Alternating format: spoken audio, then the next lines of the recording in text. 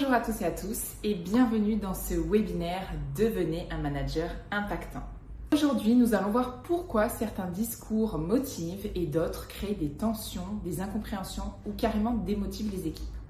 Avec Johanna, notre experte en développement personnel et management, et grâce à l'énéagramme, nous allons pouvoir identifier les différents profils de personnalité afin de mieux comprendre comment communiquer et adapter son management pour qu'il soit plus efficace, plus humain et plus impactant. Enchantée, moi c'est Agnès de Stratégie Formation et aujourd'hui nous accompagnons les entreprises pour qu'elles deviennent plus performantes, plus efficaces et que les salariés montent en compétences. J'espère que vous êtes bien installés et je vous souhaite un bon webinaire. On va vous apporter des outils qui seront adaptés à vous et à la personnalité de la personne d'en face pour pouvoir améliorer votre posture managériale et peut-être renforcer la performance de vos équipes. Alors, je suis Johanna Balustre. Je suis coach en développement personnel et professionnel certifié et également formatrice certifiée. Donc, je suis spécialisée en études des comportements et je travaille beaucoup avec un outil qui s'appelle l'énéagramme. Normalement, Agnès va vous montrer un petit peu cet outil tout à l'heure. Voilà, il s'affiche. Donc, je ne sais pas si vous connaissez cet outil. Est-ce que vous le connaissez? Alors, j'avais demandé justement en intro s'ils Oui, connaissaient et j'ai eu pas mal de découvertes. découvert. Découvertes. Ouais. Très bien. Donc, comme je vous disais, je suis spécialisée en études des comportements. En fait, l'énéagramme, c'est un outil qui permet de découvrir les différents types de personnalités. En fait, je vous lis en même temps sur vos problématiques. Parmi les problématiques que vous pouvez rencontrer, il y a notamment des problématiques euh, humaines, organisationnelles. On sera rarement sur des problématiques techniques au sens strict. Je considère que le management, c'est vraiment, alors parfois on peut avoir un aspect inné, justement par rapport à sa personnalité. Alors, je vois que, au-dessus, il y a la question: «Qui je suis?» Avec l'énéagramme, on va surtout parler de comment je suis, donc comment je fonctionne. On va parler des fonctionnements humains, de la façon dont on réagit et on agit. Donc avec l'énéagramme, on sera plutôt dans l'action. Le «qui je suis» va faire plutôt référence à notre identité profonde. Donc ça compte, hein, également dans notre fonctionnement, mais on sera plus sur notre structure de caractère. Et donc, à travers l'énéagramme, on va découvrir nos différentes personnalités. Ça va nous servir dans la mesure où la façon dont je suis, dont je fonctionne, va me permettre aussi de comprendre la façon dont je fonctionne avec les autres et donc comment j'embête le monde. Donc, les problématiques que l'on pourra rencontrer dans notre posture de manager, beh, déjà, ce sont des problématiques parfois liées à notre posture managériale. Donc on peut avoir des difficultés, à déléguer, on peut avoir aussi ressentir un besoin de légitimité. Donc vous savez ce qu'on appelle un peu le syndrome de l'imposteur, donc surtout présent chez les nouveaux managers. On peut confondre l'autorité et le leadership. C'est quand même assez différent. Quand on est leader, on sera aussi un levier de motivation pour notre équipe.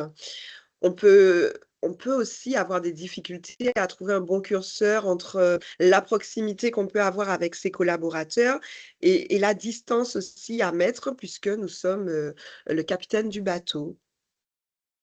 Le fait de manquer d'assertivité, donc la difficulté à dire non. Le fait de n'utiliser qu'un seul style de management, à savoir, par exemple, le management participatif qui va faire qu'on ne va pas prendre de décision. En tout cas, pas en temps et en heure quand il le faut, donc on va manquer d'efficacité. On aura aussi des problématiques liées à la communication. Donc on aura une communication parfois inefficace, avec des consignes floues ou mal comprises et tout ça, en fait, on le retrouve dans cet outil, l'énéagramme. La gestion des conflits, la gestion des situations difficiles, comment motiver nos équipes, comment engager notre équipe dans le travail, le manque de reconnaissance. l'organisation, la gestion du temps. En fait, chaque type de personnalité aura des points forts et des points, je ne dirais pas forcément des points faibles, mais des points à améliorer. Donc, qu'est-ce qui va se passer? À travers l'énéagramme, on va découvrir comment on fonctionne, comment, j'aime dire, on embête le monde, ou plus vulgairement parlant, comment j'emmerde le monde, et comment, justement, je peux accepter ma personnalité pour travailler avec l'autre, mieux collaborer et faire passer mes idées et mon fonctionnement. Voilà. Et tout ça, ça va nous servir au management. Mais en réalité, ça va servir également à l'équipe.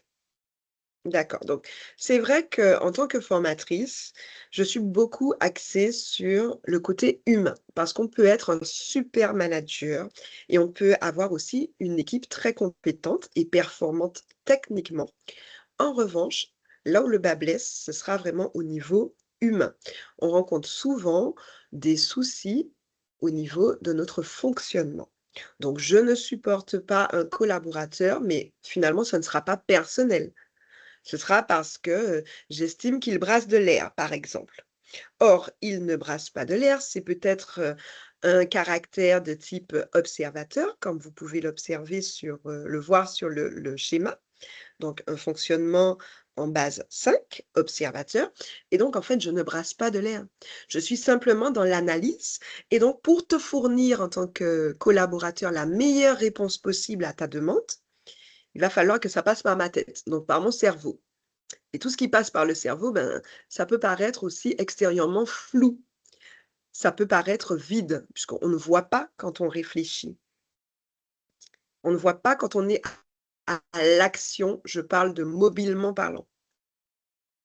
Et donc, forcément, il peut y avoir ça peut générer des tensions. Parce que bon, ben, j'ai l'impression que mon collaborateur, il percute pas quand je lui pose des questions, il comprend pas.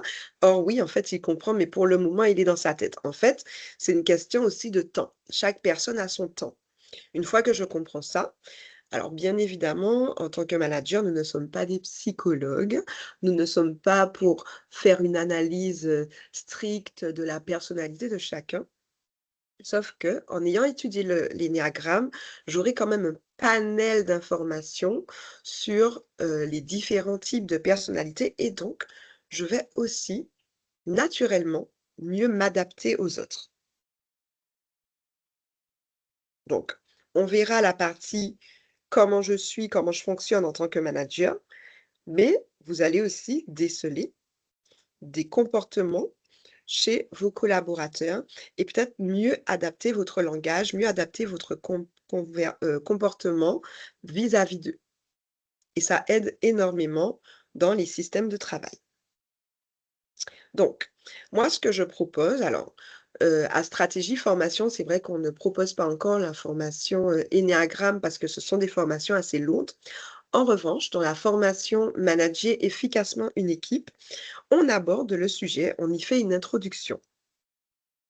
Donc après, vous allez pouvoir vous rapprocher, d'Agnès Bosser pour, éventuellement renforcer vos connaissances, vous perfectionner sur l'outil et on pourra mettre en place ensemble peut-être des ateliers autour de l'outil Énéagramme, donc uniquement avec l'équipe de managers et d'encadrants ou également avec, vos équipes en fait qui vous suivent et qui composent, votre entreprise. Mais voilà, dans la formation Manager efficacement une équipe, on aborde beaucoup ce sujet, Tout à si vous fait. êtes intéressé. Et ce que je propose, c'est de faire participer un petit peu C'est toutes les ça. personnes présentes à travers le schéma que vous visualisez, voilà, dans le chat ou en activant vos micros. Est-ce qu'il y a un profil que vous voulez découvrir et Johanna nous fera la présentation de ce profil. Alors, épicurien. L'épicurien, très bien. Alors, l'épicurien, le profil 7. On est sur un profil, hem, alors on va surtout parler de l'accès professionnel. Je commence beaucoup de choses. Je suis un aventurier, donc tous les projets que vous êtes susceptibles de proposer à un épicurien, logiquement, il y va. il y va parce qu'il aime ça. L'épicurien, c'est aussi la chaleur. Donc, en matière de cohésion d'équipe, ça peut être assez intéressant. Mais objectif que je n'atteins pas parce que j'aime vagabonder à travers les projets, je n'aime pas l'ennui, en fait, je fuis l'ennui. Je fuis l'ennui, l'épicurien. L'épicurien, c'est la chaleur, c'est la joie. Donc, on est aussi sur un profil qui va beaucoup, beaucoup, beaucoup relativiser. Avec un épicurien, on fuit les problèmes. On va pas forcément alors là, je vais vous parler de vraiment l'épicurien dans ses compulsions, hein. On fuit les problèmes. Donc j'irai à gauche, à droite. Il faut que je ne m'ennuie pas. À partir du moment où je sens que je suis enfermée, si le cadre est trop strict, ça ne fonctionne pas. Donc voilà, ça c'est un extrait de l'épicurien. Je vois noter aussi le 1, le profil 1, Oui. le perfectionniste. Alors pour le coup, le perfectionniste, on va dire qu'il porte son nom. On est sur un profil de contrôle, de rigueur. Alors c'est très intéressant dans une équipe d'avoir ce type de profil à condition que ça ne soit pas, extrême.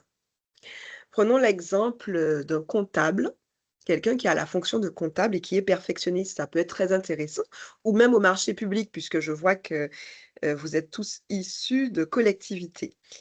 Dans les marchés publics, dans la comptabilité, dans la paye, dans le domaine RH, on a besoin d'une certaine rigueur.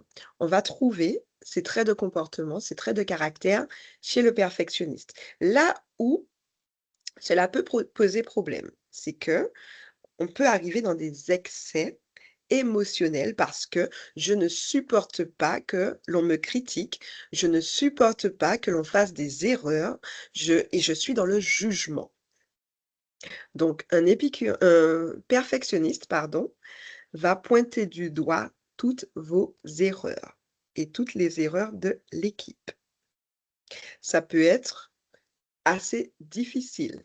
Pour peu que vous ayez, par exemple, un outil de pointage au travail et que vous avez un perfectionniste aux commandes, il est susceptible de contrôler à quelle heure vous arrivez, à quelle heure vous partez et en fait, on perd du temps. On n'est pas dans l'efficacité, on n'est pas dans la productivité. Je ne sais pas si, parmi vous, il y en a qui connaissent, Brie Van de Kamp dans Desperate Housewives. Je vous invite à regarder un petit épisode sur YouTube avec l'anniversaire. Donc vous tapez sur YouTube Brie Van de Kamp, Desperate Housewives, l'anniversaire et là, vous verrez comment un perfectionniste dans ses compulsions peut, heu, agir. Vous verrez comment ça peut être dérangeant et parfois inapproprié. L'observateur et bien, en fait, j'en ai un peu parlé. L'observateur, on est sur un profil, vraiment, de tête, avec un centre, tête. Donc tout se passe dans sa tête. C'est j'observe, j'analyse, les futilités ne m'intéressent pas. Voilà, donc on est beaucoup dans l'objectivité avec l'observateur. Comment le déceler? Alors en fait, vu que toutes les personnalités, semblent s'afficher, comment déceler un observateur? Vous pouvez rencontrer parfois, des défauts de remise de documents dans les temps, le non-respect des échéances, ça peut arriver. Le non-respect des échéances parce que, je vais essayer en tant qu'observateur d'analyser en fait le contexte en entier avant de répondre à la question, pour offrir la meilleure des réponses. Un observateur ne va pas beaucoup apprécier les questions, voire pas du tout. Les questions vont le déranger. Un observateur peut ne pas apprécier, travailler en open space. Un observateur peut ne pas apprécier que l'on débarque dans son bureau comme ça sans le prévenir. Là, on est bien chez l'observateur. Après, là, je donne une explication très, très brève puisque vous pouvez observer que dans le schéma, il y a aussi des lignes Et donc, en fait, l'énéagramme, c'est aussi le fait de ne pas être, on a un type de personnalité, mais on n'est pas enfermé dans son type. Et c'est justement les lignes là qui font la liaison et qui montrent que on a une personnalité, mais on a également des traits de comportement de d'autres personnalités. Donc, c'est quand même assez complexe. En une demi-heure, 15 minutes, on n'aura pas le temps d'aller en profondeur. Mais je vous laisse, heu vous inscrire dans les formations, à stratégie pour, découvrir justement, l'énéagramme, un peu plus, En de détail. façon, un peu plus complète.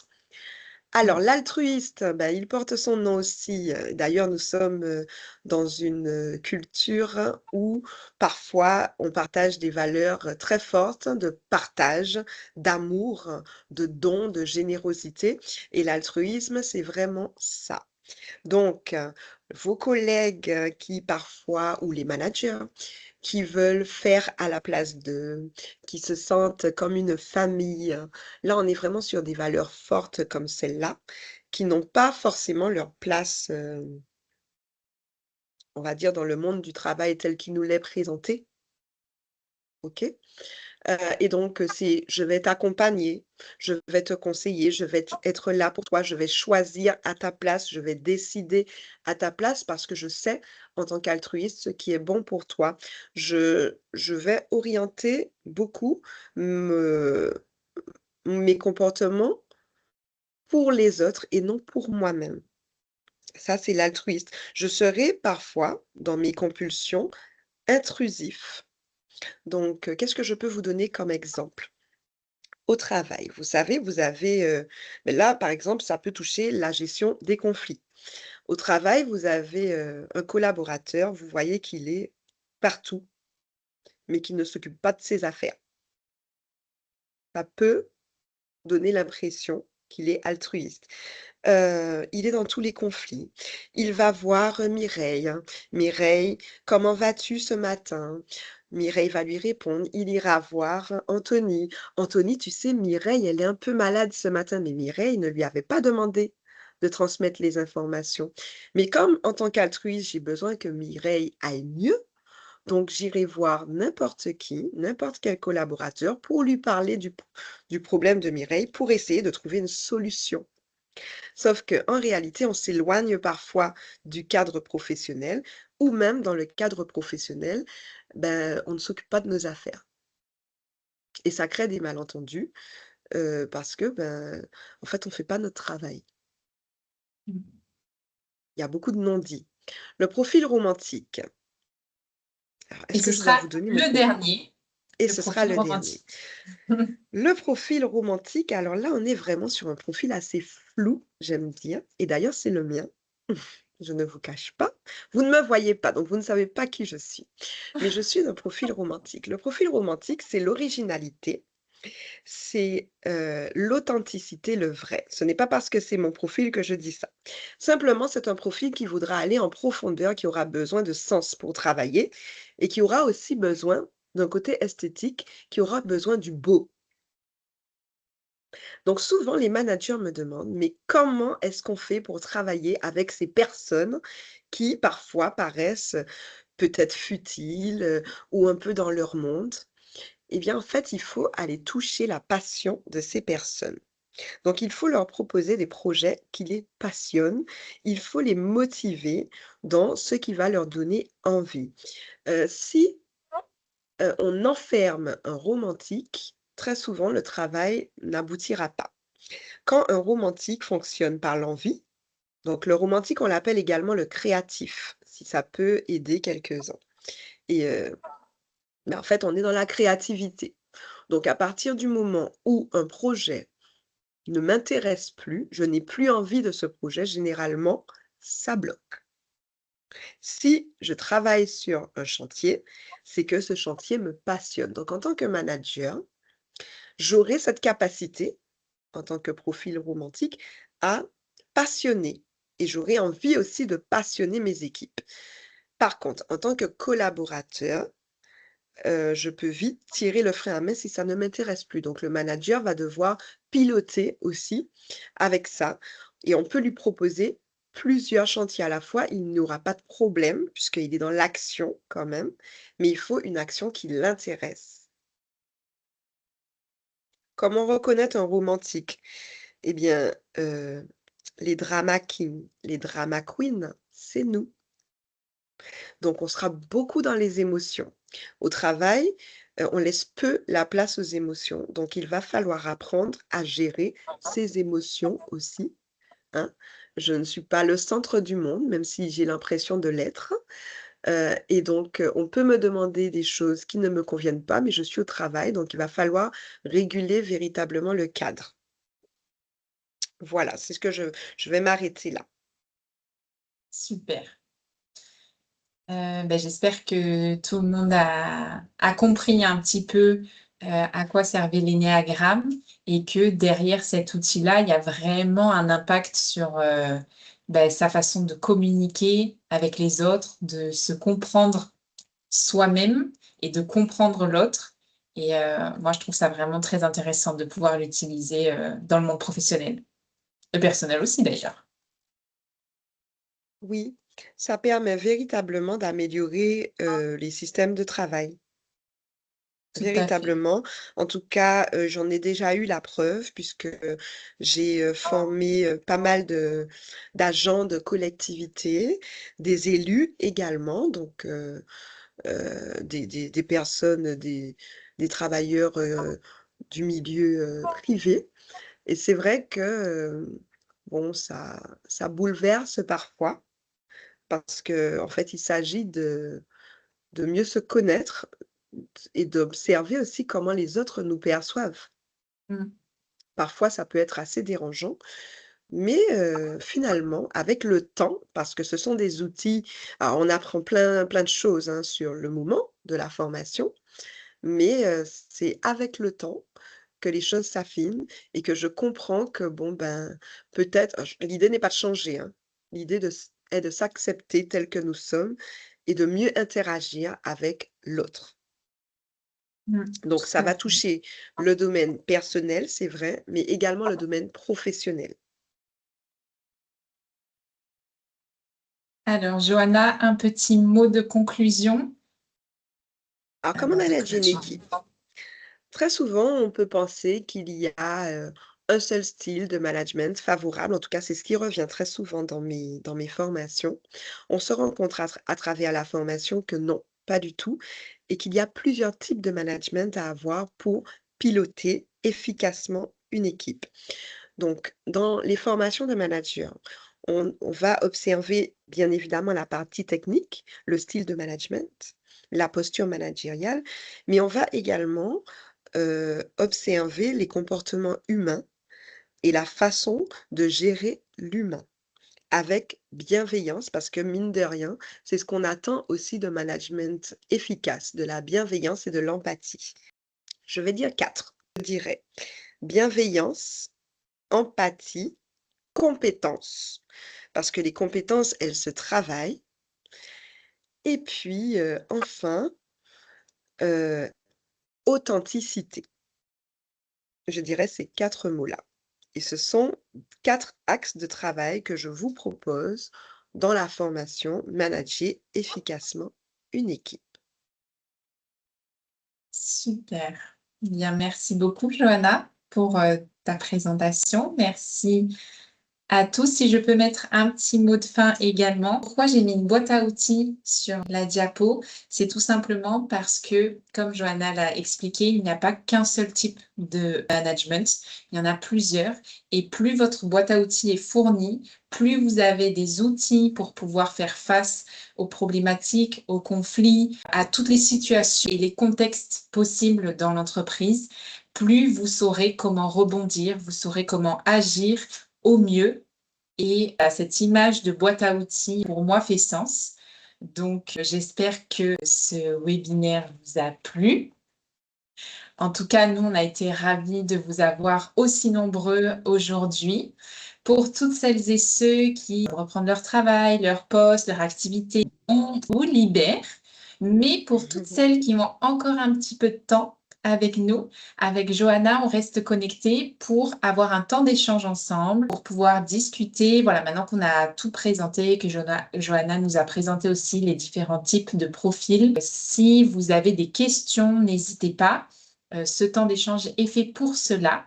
Merci encore d'avoir participé et on espère vous revoir très prochainement. Voilà.